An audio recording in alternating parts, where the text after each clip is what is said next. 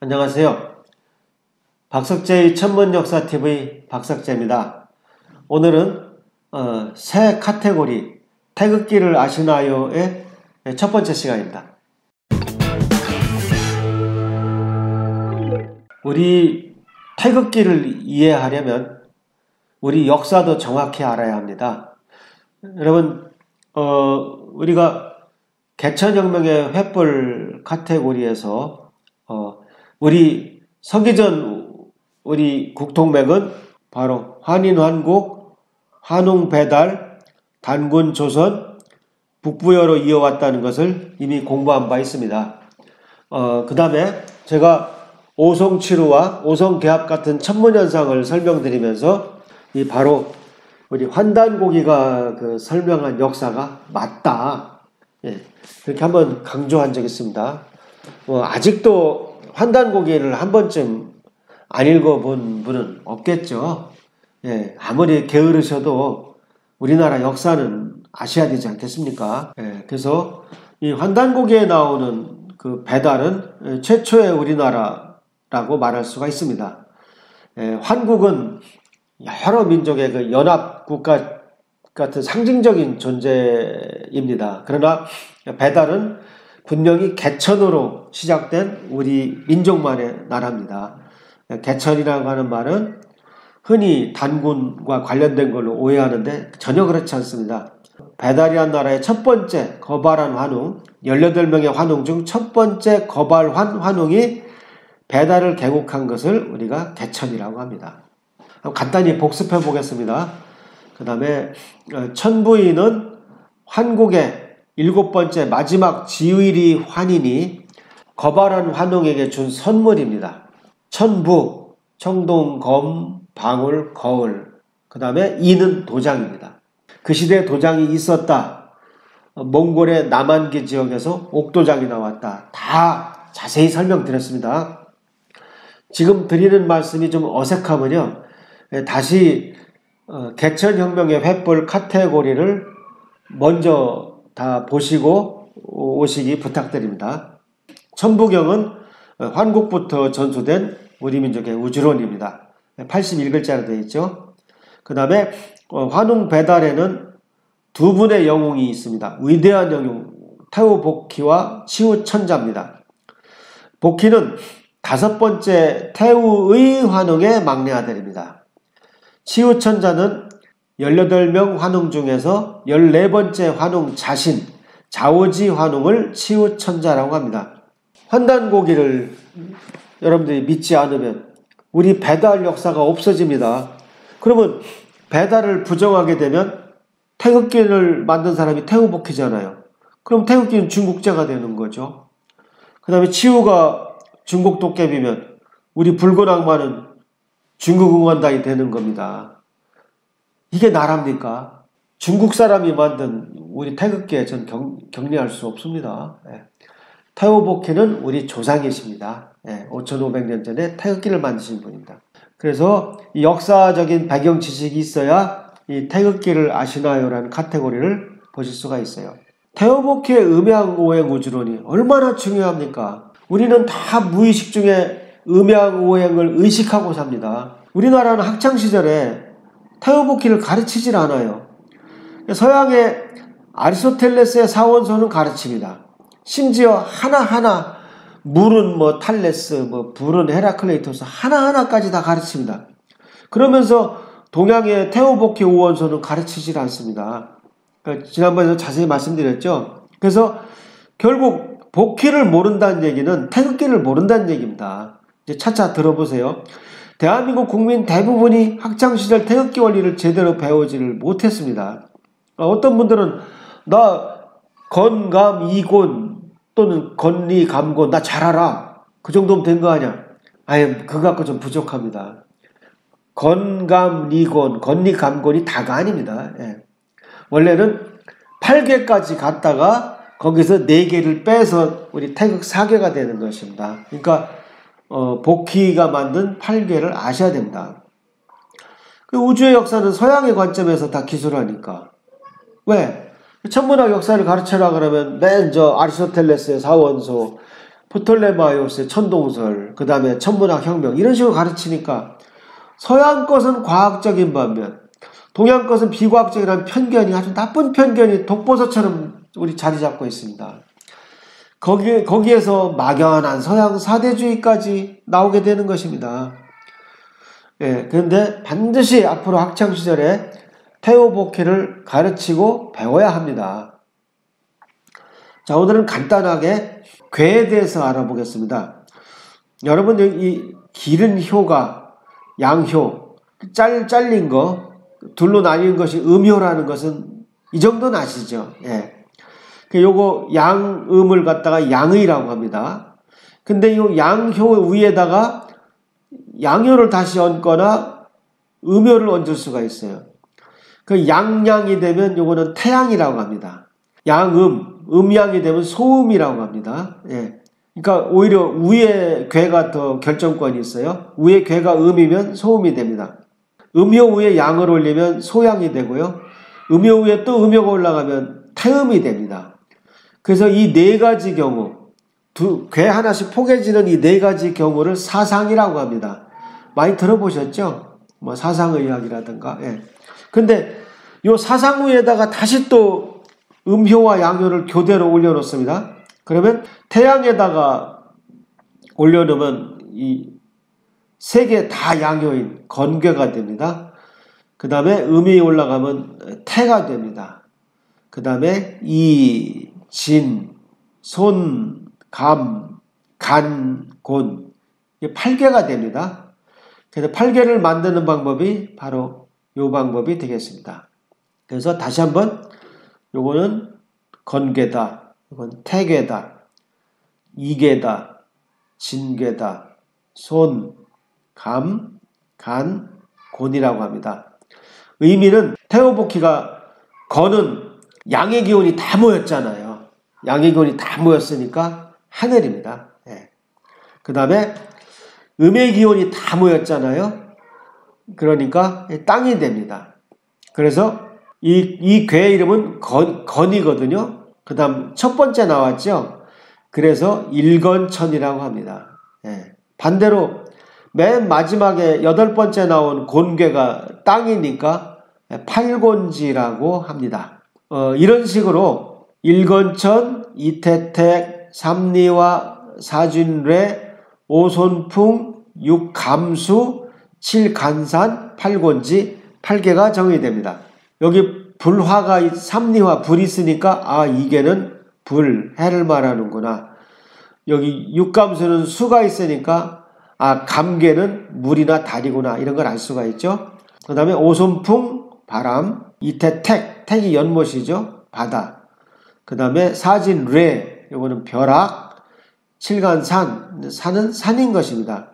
근데 제가 어렸을 때요, 동네 어르신들이 그 못 살 때에도 이 정도는 다 알고 계셨어요. 그러니까 이 8개 그 이름을 애우고 모양을 애웠습니다.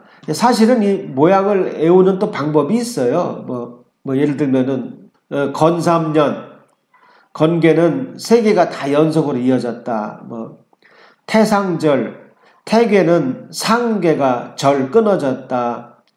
이허중, 이괴는 가운데가 끊어졌다. 허하다. 뭐 이런 식으로 쭉 이름을 또 애우는 요령이 있어요. 근데 그것까지는 몰라도 이 일건천, 이태택, 삼리와, 사진례, 오손풍, 육감수, 칠간산, 팔곤지는 동네 어른들이 그냥 일건천, 이태택, 삼리와, 사진례 이런 식으로 다 외웠습니다.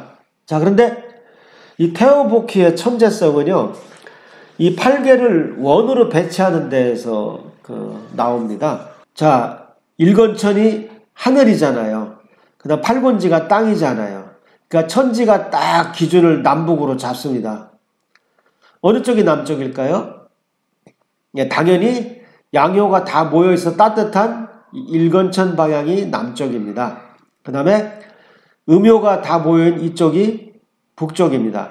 우리가 북반구에 사는 사람들은 항상 북쪽에서 남쪽을 바라보며 앉습니다.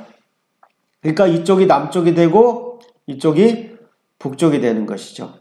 그러니까 여기가 자연히 동쪽이 되는 거죠. 동쪽에서 해가 떠오르죠. 아침에. 아침에 동쪽 해가 떠오를 때 서산에는 보름달이 집니다. 둥근 달이 이쪽에 지기 때문에 즉 해와 달이 동서를 정하는 겁니다. 그 당연한 거죠. 예. 그래서 요 네 궤를 갖다가 천문사궤라고 합니다. 동서남북의 이 네 개를 즉 일건천, 팔곤지, 삼리와 육감수를 천문사궤라고 합니다. 그럼 대각선의 네 개는 뭐냐? 지리사궤입니다. 지리사궤. 왜 이렇게 배치가 됐느냐? 옛날 태오복희는 무대가 대륙이었어요. 반도가 아니었습니다. 그래서 제가 여기 중국 대륙을 뒤집어 놨습니다. 왜 뒤집어 놨을까요? 이쪽 방향이 남쪽이니까요. 예, 그러니까 바다가 이쪽에 있죠. 남동쪽에 있죠. 이쪽 남동쪽에 있으니까 이태택, 바다가 이쪽에 있습니다.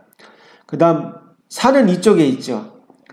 그래서 북서쪽에 칠간 산궤가 있습니다. 바람은 하늘에서 불어오죠. 하늘 옆에 오선풍궤가 있고 그 다음 옛날에는 이 벼락이 땅에서 올라온다고 생각했습니다. 그래서 땅에서 올라오니까 땅 옆에 벼락이 자리를 잡았어요. 그래서 잘 보면 연못, 바다, 벼락, 바람, 산이니까 이건 지리사궤가 됩니다. 그래서 이 8개를 다 이해하는 것을 천문지리 무불통달이라고 했던 겁니다. 네, 아시겠죠? 아주 자연스럽잖아요. 그래서 태오복희의 특징은 일건천, 이태택, 삼리와 사진내하고 내려왔다가 여기서 올라가서 오선풍, 육감수, 칠간선, 팔곤지로 내려온다는 겁니다. 잘 기억하세요. 1, 2, 3, 4 내려왔다가 다시 올라가게 됩니다. 근데 참 신비로워요. 이 마주보는 숫자를 한번 더해보세요. 1, 8 더하면 9가 되죠. 2, 7 더해도 9가 되죠. 3, 6 보나마나 9, 4, 5, 9가 됩니다. 그 다음에 이거 세 조각이라고 보면 되죠. 요거는 6조각이라고 볼 수 있죠. 그러니까 마주보는 거 2개 합은 9조각이죠. 요거 4조각이라고 볼 수 있고 요건 5조각이라고 볼 수 있죠. 마주보는 조각의 합은 9조각이죠. 전부 9조각입니다. 참 신기합니다. 이거 보고 있으면 마취되는 것 같아요. 그래서 1, 2, 3, 4가 내려온다. 즉, 요 1, 2, 3, 4 안에는 양효가 안에 있습니다. 잘 보세요. 양효가 안에 있고 이쪽 5, 6, 7, 8은 음효가 안에 있습니다. 그렇죠? 또 재밌는 건 이 동서남북에 있는 천문사궤는요. 뒤집어도 모양이 바뀌지 않습니다. 그러니까 궤를 뒤집어도 모양이 바뀌질 않아요. 이거 양효가 3개 있으니까 뒤집어 봤자 다시 똑같은 게 되죠. 이것도 양쪽에 음효가 있으니까 이걸 뭐 뒤집어도 결국 모양이 같아지잖아요. 똑같습니다. 이 천문사궤는. 근데 반면에 지리사궤는 뒤집으면 모양이 바뀌어요. 오손을 뒤집으면 요 잘린 음효가 이쪽으로 올라오게 되니까 모양이 바뀌죠. 예, 그래서 지리사궤는 뒤집으면 모양이 바뀝니다. 참 신비롭습니다. 그 다음에 아까 제가 동쪽에 해가 있으면 서쪽에 둥근 달이 있다고 그랬죠. 1월 오봉도를 보세요. 이쪽이 지금 북쪽에서 임금님이 남쪽을 보고 계십니다. 예, 그러니까 이쪽이 동쪽이 되고 이쪽이 서쪽이 됩니다. 그러니까 동쪽에 붉은 해가 걸려 있고 서쪽에 보름달이 걸려 있습니다. 보름달은 항상 해의 반대편에 있죠. 1월 오봉도는 음양, 태양과 태음, 음양, 그 다음에 왜 하필 봉오리가 5개일까요? 양, 오행이기 때문에 그렇습니다. 그래서 1월 오봉도는 해와 달과 5개 봉오리, 1월 화수목금토를 말합니다. 우리나라 임금님은 이렇게 딱 우주를 배경으로 이 자리에 앉으신 거죠. 세계 어떤 나라 지도자가 우주를 백으로 여기 앉습니까? 예, 참 아주 우리나라에서만 볼 수 있는 지도자 상징이죠. 다른 나라는 대부분 독수리입니다. 왜? 로마에서 워낙 독수리가 대박이 나갔고요. 잘 기억해 보세요. 러시아도 대통령 휘장은 독수리죠. 미국도 독수리죠. 히틀러도 독수리를 아주 좋아했습니다. 왜 제3제국이라고 했습니까? 예, 로마, 다음에 뭐 신성 로마, 그 다음에 독일이 세 번째라는 뜻입니다. 전부 독수리를 문장으로 썼던 나라들입니다. KBS에서 2017년에 설날 특집을 방송했습니다. 그때 이인수라는 PD분이 만든 이 특집이 아주 굉장히 충격적이었습니다. 많은 사람들이 댓글을 너무 안 좋게 달았더라고요. 이거 뭐 국뽕이다, 뭐 이런 걸 어떻게 믿냐, 막 안 좋은 댓글이 많더라고요. 왜? 프로그램에서 설명한 것이 뭐냐면 멕시코에 가니까 태국도 똑같고 아이들이 노는 놀이까지 똑같더라. 우리가 소위 말하는 말뚝박기라는 놀이를 하고 놀더라. 그 다음에 아즈텍인가 어디 달력을 보니까 여기 태극하고 똑같은 이런 것이 있더라. 이렇게 해서 이 멕시코 문명은 이쪽에서 건너간 게 확실하다. 그러한 내용을 담았던 프로그램이었습니다. 그러니까 사람들이 적지 않게 저항을 했어요. 근데 이 프로그램이 만들어진 계기는 배재대학교 손성태 교수님 때문입니다. 배재대학교에는 손성태 교수님이라는 훌륭한 분이 계신데요.